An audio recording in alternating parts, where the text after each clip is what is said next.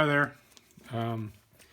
This evening I'm going to install a Hogue rubberized grip on my Glock 19, just like I have excuse me, previously installed on my Glock 43, which is basically, this is the gun that I pretty much carried all summer because it's a lot smaller and works a lot better with shorts and t-shirts. But it's fall now, and we're moving into winter months, and a lot more often when I'm wearing sweatshirts or jackets and things of that nature, I like to carry my Glock 19. So previously I had a Hogue rubberized grip installed on this. And I actually like this TALON rubberized grip so much that I decided to go ahead and go with that on my Glock 19. So the steps, you got your they give you an instruction sheet here, but I'm just going to go ahead and do it on camera for you so you can kind of see how it's done. So they supply an alcohol pad, and they want you to go over that anywhere where that grip's going to be and remove any possibility of there being any oil or dirt or anything on there that's going to cause this grip not to adhere to the polymer handle. So everywhere where that grip's going to be, they want you to rub down with this alcohol pad here. Do a really good job of that, because anywhere where that doesn't stick is not going to be a good thing. So that looks pretty good. Okay. So I'm going to let that dry. Maybe I'll hit it. Part of this step, or part of the steps here, you're going to need a hair dryer here. But I'm just going to dry the alcohol with the hair dryer. Okay. So the next step is they want you to remove the backing from the grip.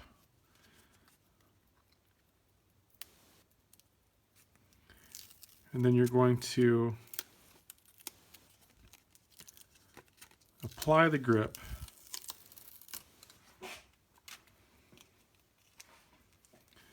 starting on what they call the A side here on the directions, which is the side with the Glock logo.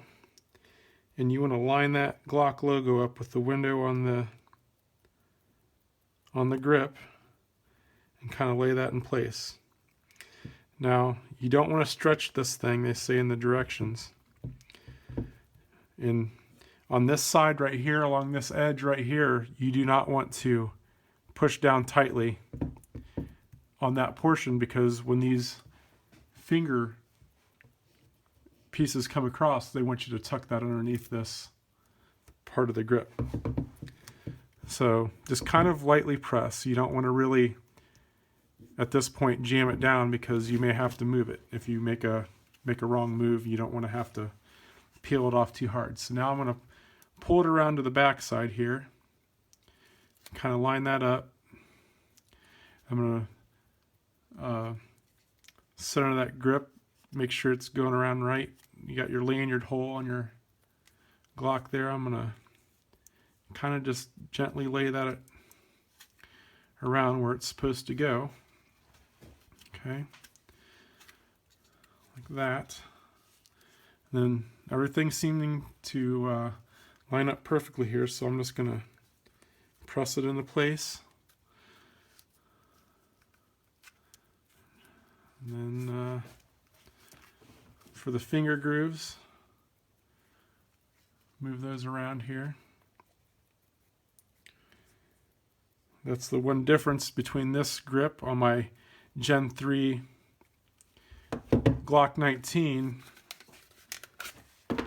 and my Gen 4 Glock 43, or really actually it's the first generation of the Glock 43, but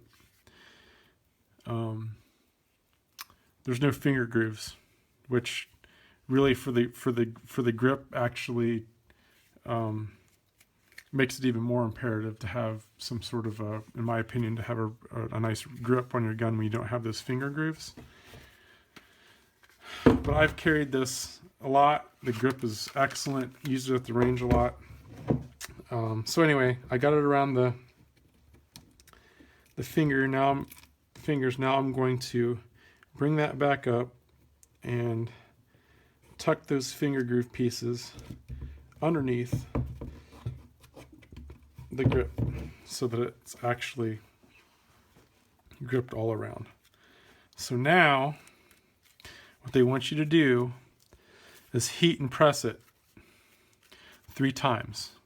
But they don't want you to heat the grip more than, actually what I think I'm going to do is remove the barrel receiver part from the grip here. Now I'm going to heat it 3 times and press it firmly, and I'll use some editing magic to make this video a little bit more watchable while I'm heating it. So stick with me here and I'll get this heated up.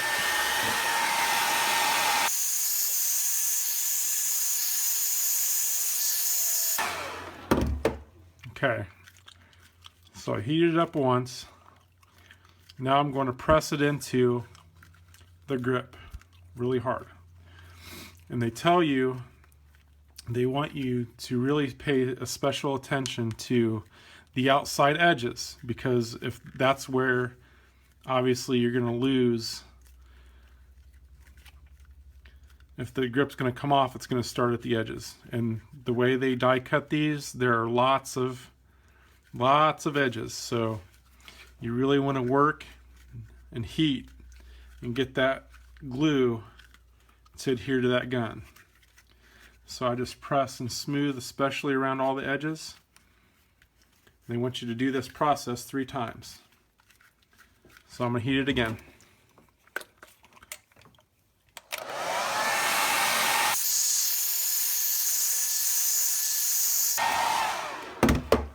Okay, so that's the second time. It's feeling really good.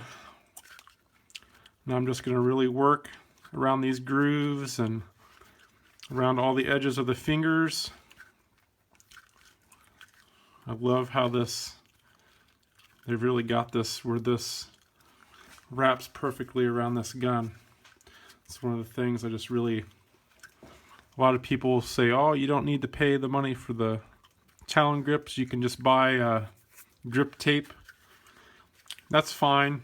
I mean, but if you kind of care about the aesthetics of your firearms, I really think these grips, not only do they function well, I think they look awesome. So feels like I got a bubble. I got a bubble here. I don't like that, so work that bubble out. That feels better. So now I'm going to have to make sure I pay special attention to reheating that area where that bubble was. I could feel it in there, and then I just peeled it back and pressed it down so that there's no bubble now. So, all right, third and last time.